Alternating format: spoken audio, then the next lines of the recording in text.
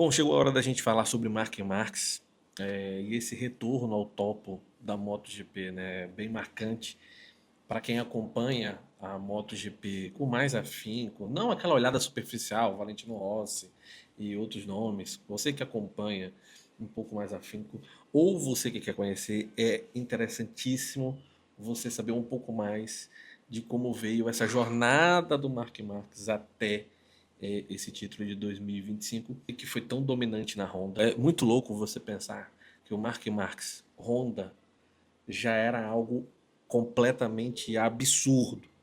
Já te dá material para você colocar ele como, não para mim, eu sou Valentino, mas já te dá material para você colocar ele como o melhor.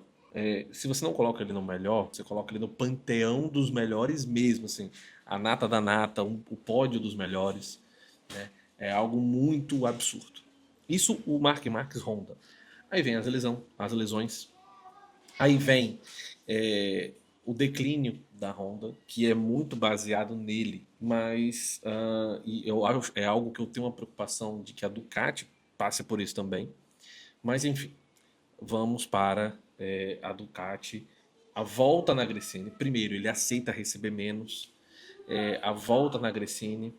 Na Gresini, ele com uma moto, não é a moto do ano, ele já deixa claro o quão forte ele tá. Ele abre mão de muito dinheiro. Ele tinha muito dinheiro para receber da Honda, muito dinheiro mesmo. E a Gresini ele vai para a Gresini o ano passado. Isso, ano passado. Enquanto Jorge Martin e Pecco Bagnaia estavam lá brigando, um duelo interessantíssimo, inclusive, pelo título de 2024, vencido pelo Jorge Martin. O Pecco Bagnaia vem de um título muito forte em cima, né, do Martin.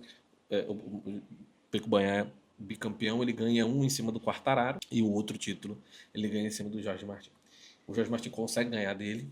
Enquanto isso tudo está acontecendo, o Mark Marques está lá na Gresini, né, que é para quem não conhece muito o universo MotoGP, é uma equipe satélite, utiliza, né, as motos do Ducati, eles não estavam utilizando a moto do ano, né, moto 2024, ele usava até uma mais atrasada ainda, 2022, e aí ele tem um 2025 arrasador. Todo mundo sabia que o Mark Marques ele vinha muito forte para esse ano. Eu imaginei que o Pecco pudesse dar algum trabalho, pudesse disputar, pudesse roubar algumas vitórias dele, alguns pódios, pudesse ali de certa forma brigar até para poder chegar junto com ele no final do campeonato e alguma coisa acontecer. Como também nós imaginávamos que o Jorge Martin pudesse chegar junto, né, numa trilha que talvez funcionasse. Como a gente sempre espera que coadjuvantes atuem, eles apareçam como eles geralmente aparecem em situações na MotoGP.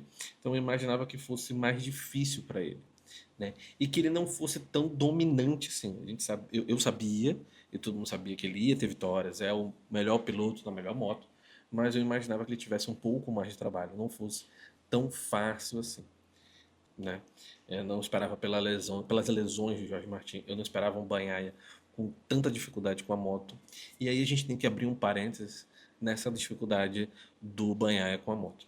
Eu vejo muita gente criticando e faz sentido, é um desempenho muito abaixo, até porque os outros que estão com a mesma moto conseguem performar, mesmo com dificuldades. A moto ela realmente não é tão boa, não é tão fácil, não é tão tranquila do que a de 2024, do que a de 2023, mas o Bagnaia tem muita culpa nisso. Agora, eu tenho muito a impressão, em nenhum momento isso é falado, mas eu tenho muita impressão de que é uma moto para o Mark Marques, que só ele consegue domar, que eu não sei, óbvio, e ninguém sabe, eu acho que nem o pessoal da Ducati talvez não saiba, o limite ali do que é Pro Marx, né, voltado para o Marx, e do que é um defeito da moto, um problema da moto, né? Então, assim, eu vejo ali muito tênue. Isso aqui foi feito para o Mark Marques, para ele desempenhar melhor, do jeito que ele quer, de uma maneira em detrimento do Peco. E um colado assim, mais um pouquinho, você vê que é uma moto que tem as suas dificuldades. A linha é muito tênue. Isso, obviamente, minha opinião, lógico, né? Então, assim, ficou muito fácil. Ficou muito fácil mesmo para o Mark Marques. Tanto que quem consegue dar algum trabalho para o Marques é o Alex, que o Alex, e aí a gente tem que falar isso do Alex. Tudo bem, eu entendo você admirar o seu irmão, eu entendo você, em determinado momento, você entender que o irmão ele é melhor, né? O Alex tem isso. Só que ficou muito claro que ele respeitou demais o Alex, né? Eu não sei se foi orientado a esse respeito, a ele não brigar diretamente, segurar um pouco, porque teve alguns momentos em que o Alex tinha possibilidade de um ataque mais forte. Tinha talvez ali, num determinado momento de algumas provas, uma moto melhor, uma condição melhor, e você via que o Alex não atacava. Ele segurava a onda. Então eu fiquei esperando o Alex em algum momento, até pra gente ter essa história tão legal que é os irmãos brigando, né? Mas o Alex ele respeitou demais, vamos botar dessa forma, respeitou demais o Mark, e o Mark briga para mais um título. Tô deixando de lado essa polêmica de quantos títulos enfim, tô até focando na questão do título 2025, foi bem tranquilo. Para 2026, enfim, é muito provável que ele venha tão forte quanto, ou às vezes mais, né? Eu não sei qual é o Peco Banhaia que a gente vai ter. Acho dificílimo, praticamente impossível o Peco não estar na Ducati em 2026. Não sei para 2027, mas para 2026 é o Peco. E a gente não sabe qual é o Peco que vai estar lá, porque o Peco desgastou, né? A relação dele com a Ducati está desgastada. Ou desgastou pelo menos alguma coisa, né? Não é uma situação tão tranquila assim. Então a gente não sabe como é que vai ser esse Peco. A gente tem claramente, né, tá ali, não foi falado talvez, mas está muito claro uma intenção, uma ideia, tá no ar para todo mundo entender que a ideia é ter o Alex na outra moto, né, na moto da Ducati. E aí, o que a Ducati iria fazer com o Pico? Alguém cogitou colocar na VR46, cogitaram colocar na Gresini, enfim. Acho, num primeiro momento, improvável a Gresini. Enfim, tudo pode acontecer, né? Contratos estão aí para serem quebrados, mas acho improvável. E quem poderia dar algum trabalho para o Max, além do Banhaia, é o Alex, mas o Alex respeita muito, né, como a gente já falou, o irmão. Então eu acho que o Alex ele realmente ele se colocou, ele foi colocado e se colocou nessa posição de coadjuvante. Não, ele vai ter suas vitórias, ele vai ter os pódios dele e vai ficar aí. Ele não vai além disso. O Jorge Martin entrou nessa loucura, nessa doideira que é essa disputa, né? Essa disputa não, essa loucura de lesões e claramente ele talvez andando além do possível, não tomando as melhores decisões e enfim, a gente espera que o Jorge Martin ele volte saudável.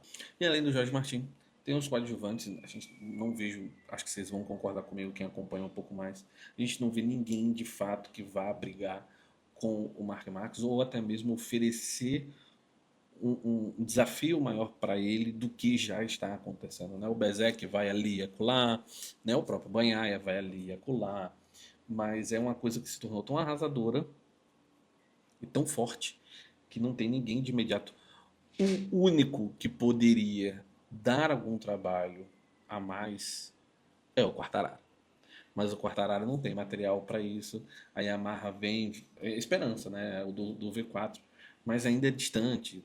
Eu penso que talvez em 2026 eles venham para disputar um pouco mais à frente, top 10, top 5, pódios mais normalmente, né? Mas para brigar, enfim, de frente com a Ducati acho difícil. 2027 aí é outra história.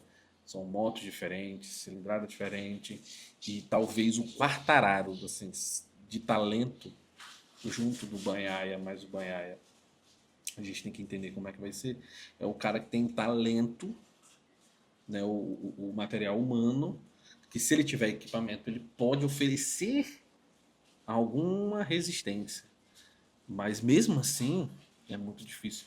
Então talvez não, a gente está vendo a história muito forte na nossa frente.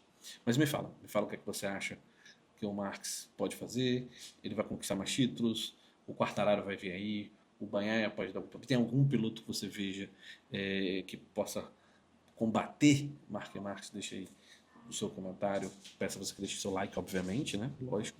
E se inscreve no canal.